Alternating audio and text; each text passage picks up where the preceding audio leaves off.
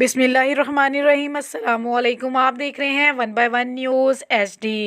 खबर शामिल करते हैं। हवाई फायरिंग करके इलाके में खौफ व हरास फैलाने वाला मुलजिम गिरफ्तार। तफसीलात के मुताबिक DIG ऑपरेशंस मोहम्मद आबिद खान की हदायत पर हवाई फायरिंग करने वालों के खिलाफ क्रैकडाउन। CCTV वीडियो की मदद से मुलजिम उमर को गिरफ्तार कर लिया गया। वीडियो में फायरिंग के बाद मुलजिम भागते हुए दिखाई दे रहा है। मुलजिम उमर के कब्जे से पिस्टल और गोलियां बरामद करके SHO खालिद परवेज ने मुकदमा दर्ज कर लिया।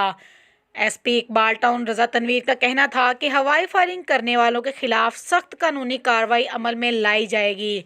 मजीद खबरों से बाखबर रहने के लिए देखते रहिएगा चैनल 1 बाय 1 न्यूज़ HD। ताज़ा तरीन अपलोड्स की नोटिफिकेशन हासिल करने के लिए हमारे चैनल को सब्सक्राइब करें और साथ में दिए गए घंटी के निशान को दबाना ना भूलें।